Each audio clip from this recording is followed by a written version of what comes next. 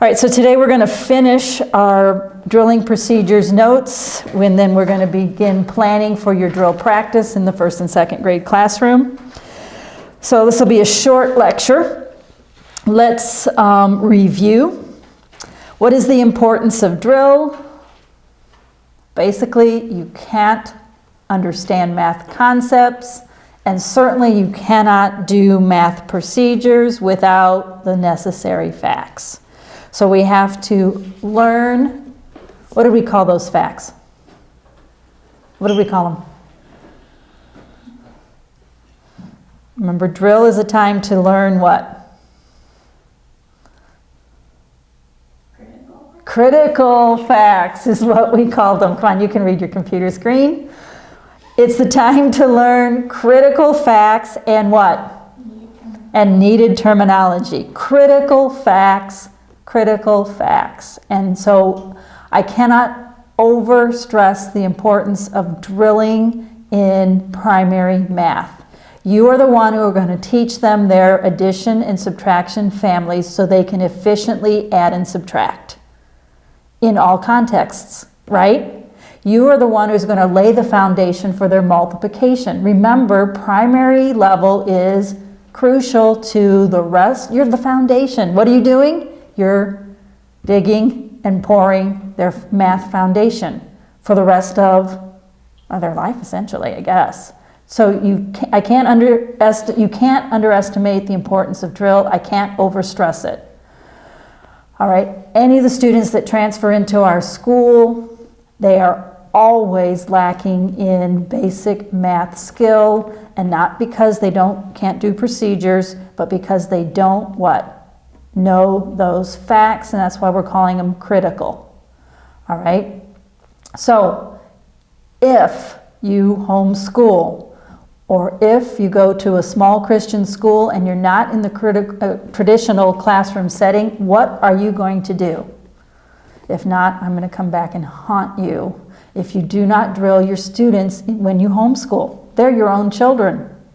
Or you don't drill the students, you don't spend time in the ACE classroom, you don't spend actual time drilling, a group of students that are around the same age. Drilling, drilling, drilling. Otherwise, they're going to be continually missing problems because they don't know those critical math facts. So I cannot overestimate the importance of drill, especially for the primary. So we ended last time on characteristics of a good drill.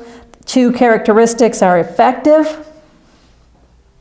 That means they are appropriate in context, appropriate in level, appropriate in duration. Then we said they are efficient. So they're sufficient for what? For those critical math facts. They're sufficient so that the students will master those critical math facts, and they will come to their mind how? Automatically. You want those critical math facts to come to their mind automatically. Their eyes see your flashcard that says 14 minus 8, and their brain immediately, without thinking, supplies 6. Otherwise, you're going to have a terrible time teaching subtraction. And you want them to learn how to borrow, right? But they don't know the math fact, they're going to miss the problem. Over and over and over again, no matter how well they know the procedure. All right, so it has to be sufficient practice with the math facts so that they come to mind immediately and automatically. How big of a help is that going to be?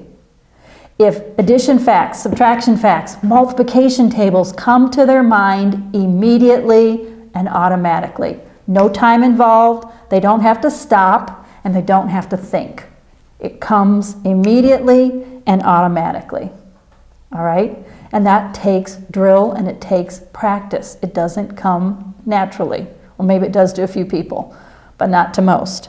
So it has to be sufficient practice with those math facts. You want them, I'm going to say those 2 words again. You want them to become both immediately to their mind and automatically to their mind. Then they're mastered and they're not going to be a hindrance down the road. Sufficient for what else? sufficient in variety, which is where we're going to talk about planning today, and then sufficient warm-up for that day's math lesson. Remember, we want to warm up their mind for the day's lesson, but we also want to warm up their mind as far as getting their mind moving for mental math. Okay, so that's why we're going to talk about this today, the 3 components that have to be a part of every drill. What are they? Recitation, flashcards, mental math, right? And of those 3, what's the most important?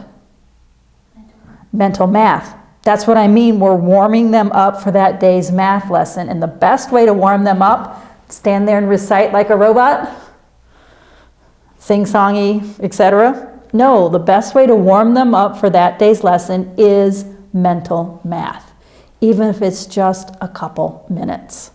Okay? All right, so characteristics of a good drill is effective and efficient. So next point where we left off and we're going to begin today is executing an effective and efficient drill. How do you like all those E's? Executing an efficient and effective drill begins with, first of all, preparation. Preparation. 3 things here. This will be true when you do your lesson. And this will be necessary for you a little bit when you start your student teaching. You cannot wing it. If you wing it, you'll be wasting your drill time. Okay? So preparation involves 3 steps: planning it, scripting it, and practicing it. So when you are preparing for a lesson, especially one where you are being graded as a math project, you need to plan it, script it, and practice it. Okay, a couple of you have not done your teaching lesson yet. You have to turn in an outline, and it needs to be very detailed for Mrs. Brader or Miss Mayville to follow you through your class. All right, and then Miss Mayville will grade you primarily, but I'm going to look at your written materials and make sure you are adequately prepared. So I need to see what you planned to drill. I need to see how you even went to this detail of scripting it. What do I mean by a script? Actually writing out some of the questions you're going to ask, actually even writing out which student you're going to ask so that your drill, so that the students can hardly tell that you don't know who they are really, or maybe you do because you're familiar with some of our academy families. But if you plan it and script it and then practice it. And Tuesday, we are going to practice it in the classroom with real students, okay? It's kind of hard to practice with yourself or your roommates or your classmates. So we're going to preparation. Executing an efficient and effective drill begins with preparation, 3 steps: plan it, script it, practice it. Planning it. You have to plan. You have to plan exactly the math content you will be drilling. Which addition facts, which subtraction facts, which times tables. And then you plan it with which, or not which, how. So planning it involves basically the math content you're going to drill and then how, or the method you're going to use to drill it. And that's what we're going to plan today. We have 30 minutes to borrow the 1st and 2nd grade class, and we are going to have a recitation. One of you will do it. We're going to have a flashcard section. One of you will do it. We'll probably definitely have a mental math.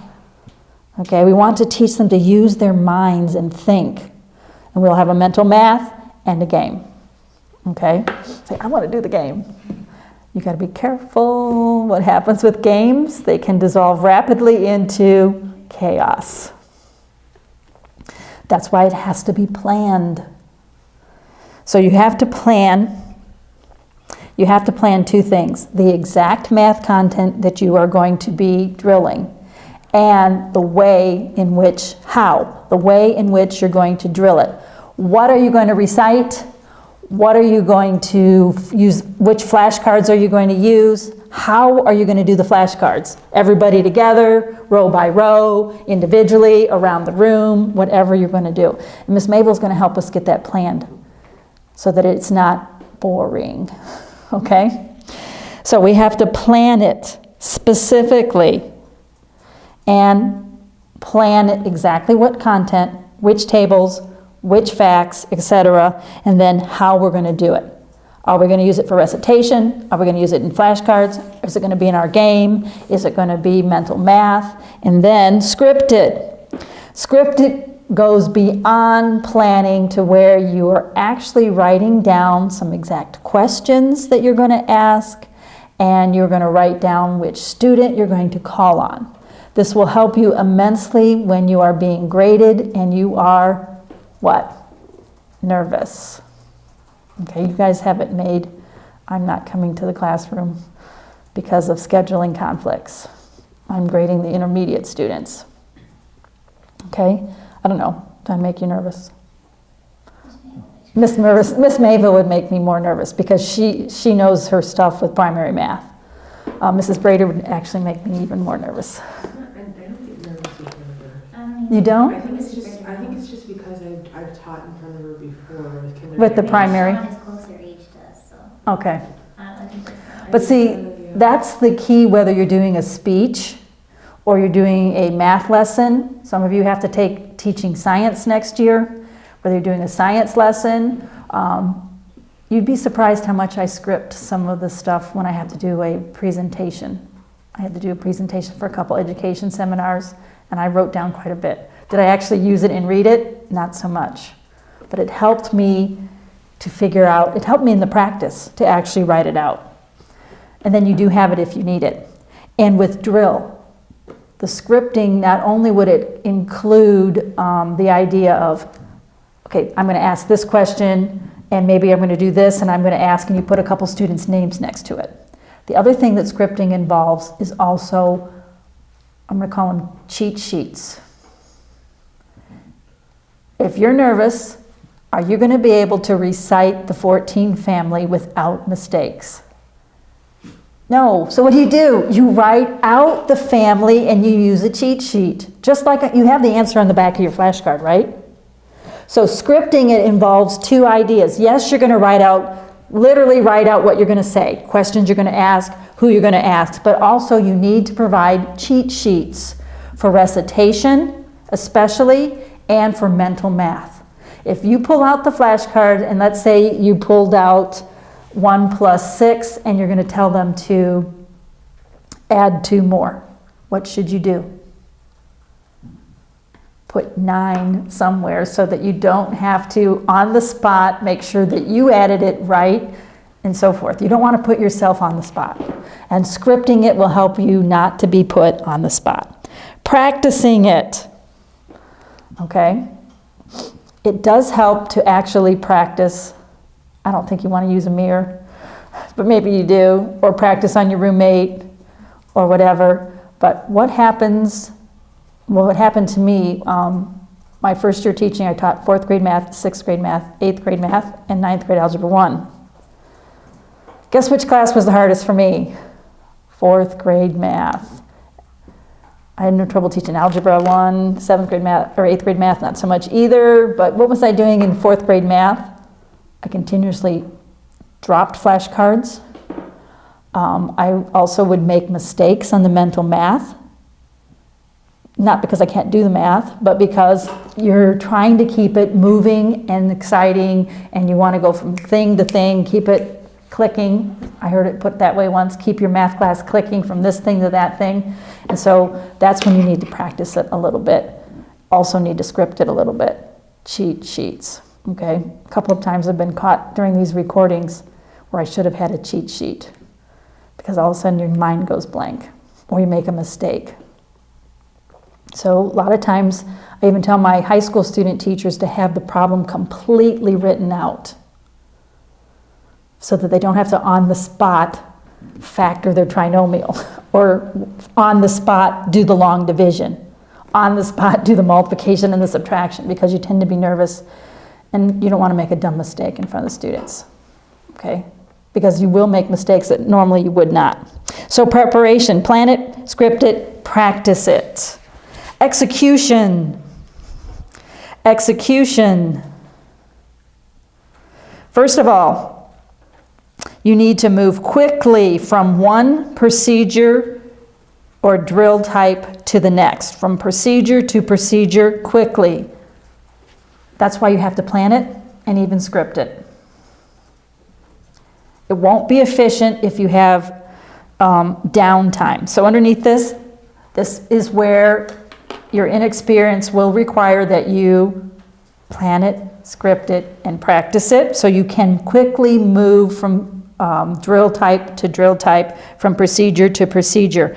So also, you want to have time, your time has to be kept to a minimum. So you want no downtime. There shouldn't be any time where you're rearranging stuff and there's a pause because you're not ready to go with the next thing. And that takes practice and planning. So no downtime. All right, and then second point with execution, some procedures could be done simultaneously. Some procedures could and even should be done simultaneously. This will also help you with the dead time. All right, keep everyone involved as much as possible, not just you and one student. So there are times where you're going to want more than one thing going on at the same time.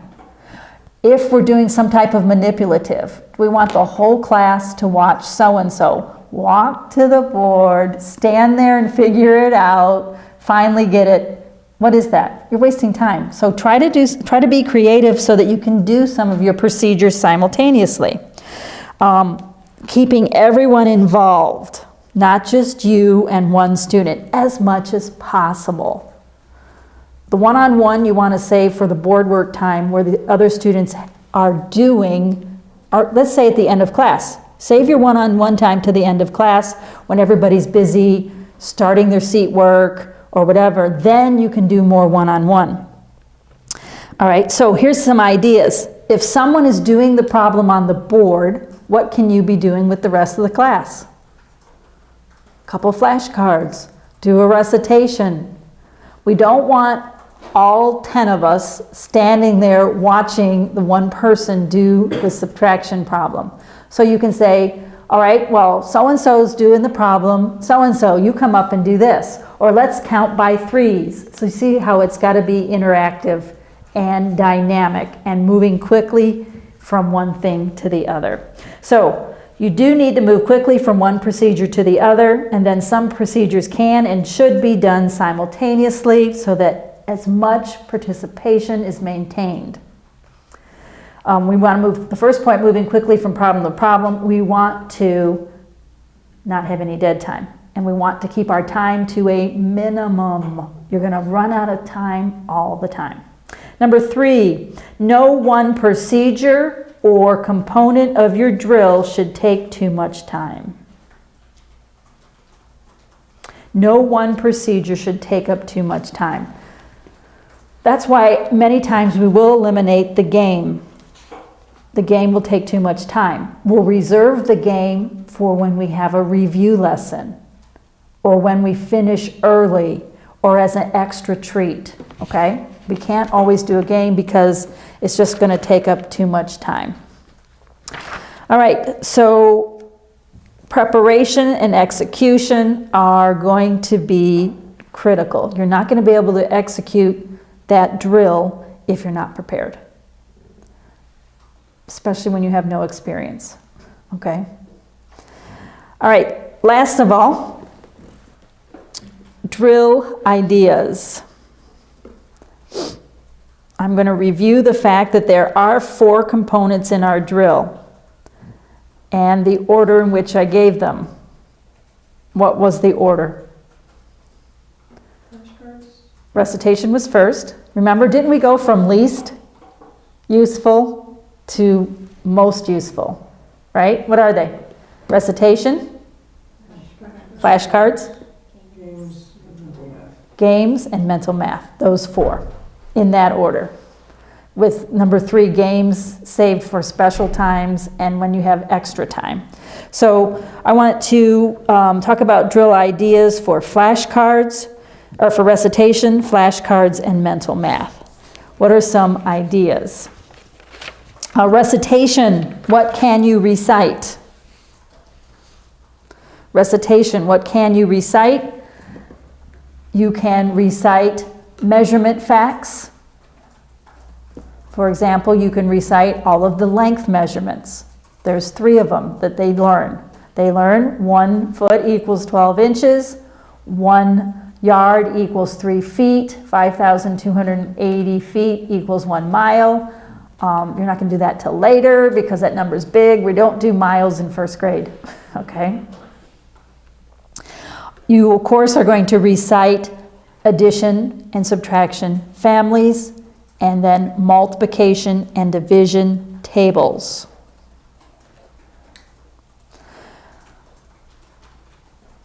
Anything that is a list.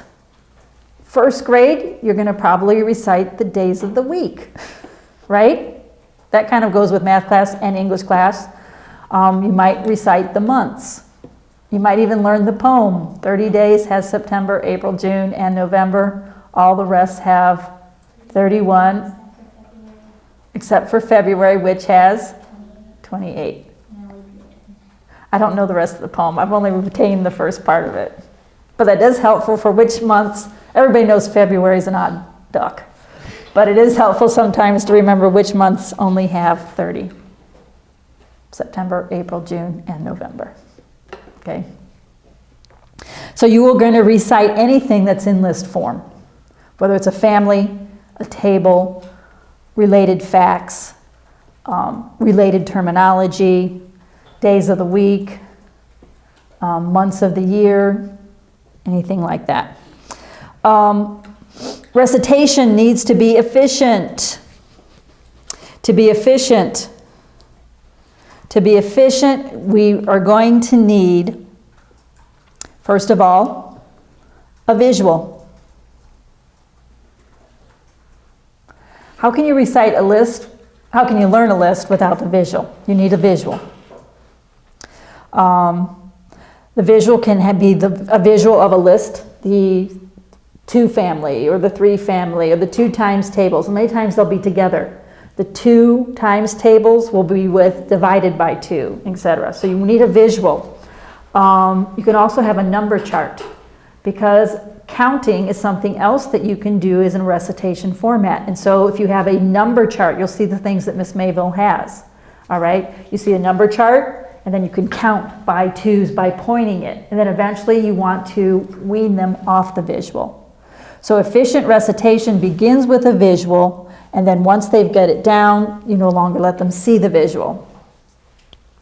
Also, recitation involves the teacher having the cheat sheet, because you do not want to miss a fact or so you want to read it. Say, I ought to be able to, I know the 2 families, but what you want to do, especially at the beginning, is you're leading them and you're pacing them.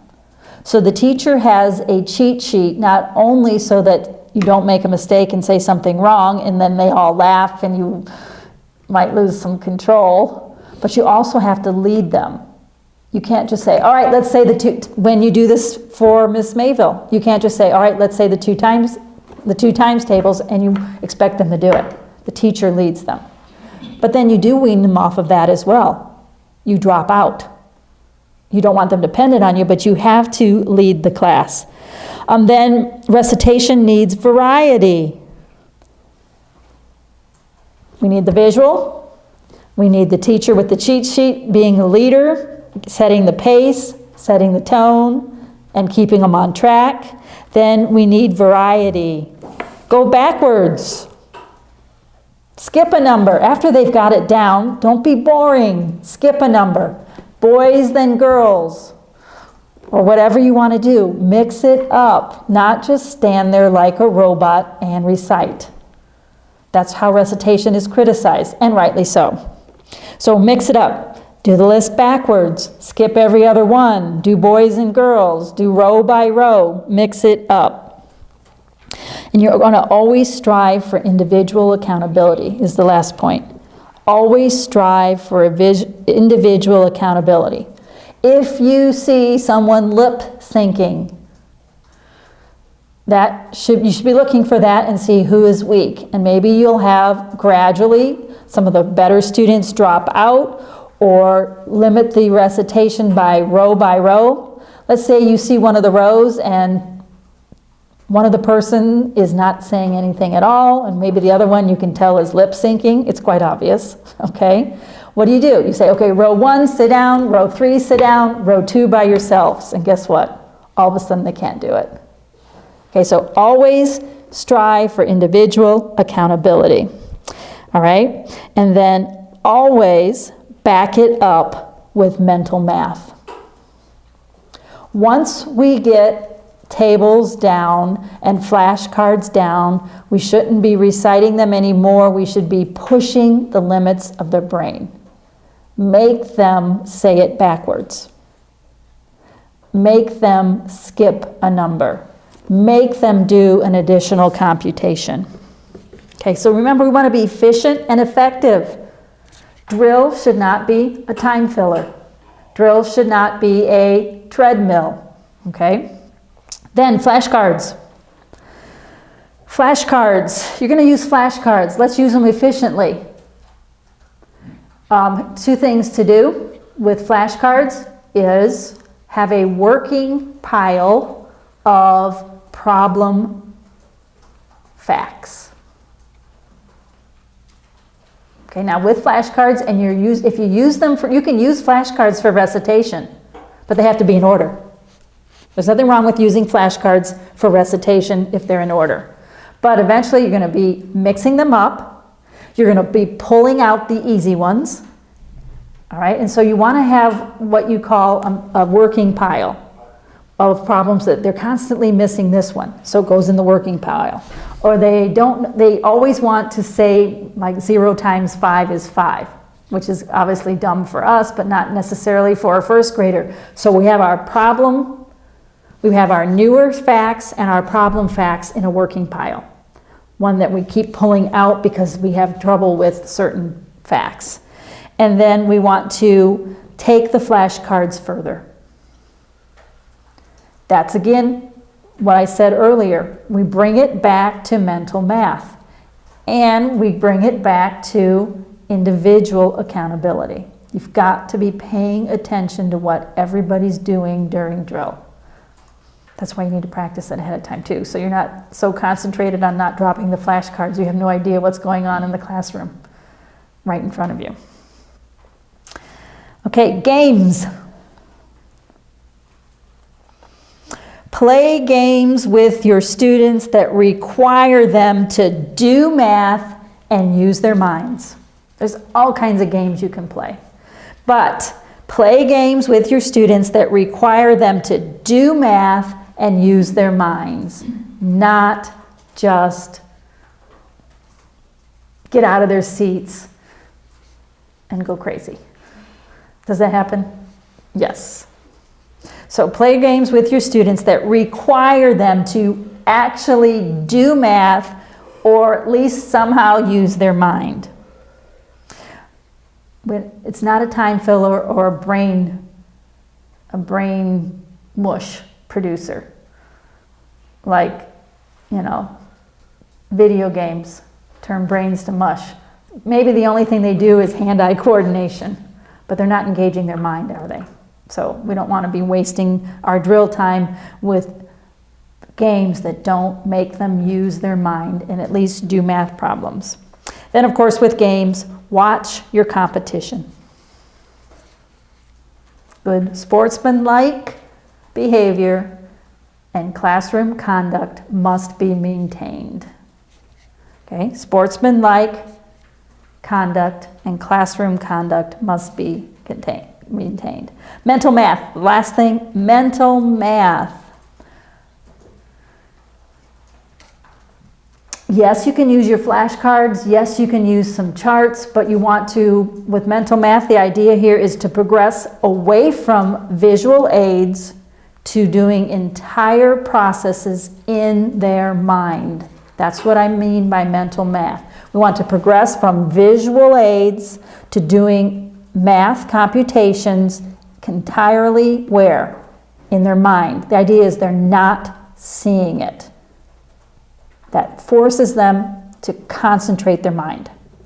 And students do not like the mental math. Second thing with mental math, it's helpful to use the competition of a game with mental math, because that's going to be their least favorite. So if we can combine their least favorite with their most favorite, maybe then we can have some getting them to use their mind, even when kind of tricking them into using their mind, even though they don't want to. Last thing. I have 2 more points, and this is, we've talked a lot about the importance of drill and what drill is and how to do drill. Last point, what drill is not. 2 ideas. Drill is not monotone, robotic recitation. It will become that if you don't prepare and fight against it.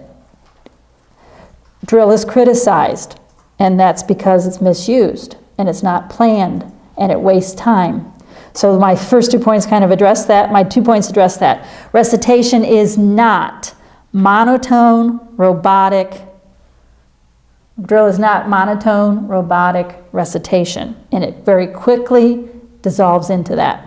So for 2 points under that, move on to the next concept. Don't be reciting the same old, same old, same old. We use recitation to learn new facts, not incessantly recite old facts. So move on. Recitation is used to learn new facts, not on and on, repeat, monotone, waste time with facts that are already learned. So then, not only do you move on, secondly, you go beyond and learn extras with your recitation. Go beyond and learn extras. We do this in our academy. We learn the 13, 14, and 15 times tables, because by the time they're in 5th grade, recitation of the times tables is what? Worthless. It's old. All right? We also drill things like perfect squares. What are we doing? We're going beyond, and we're learning extras. Okay? Last point, drill is not a time filler. Curriculum tells me to drill, I'm going to drill. It is not a time filler. It's a critical, underneath this, it's a critical component of good math skills.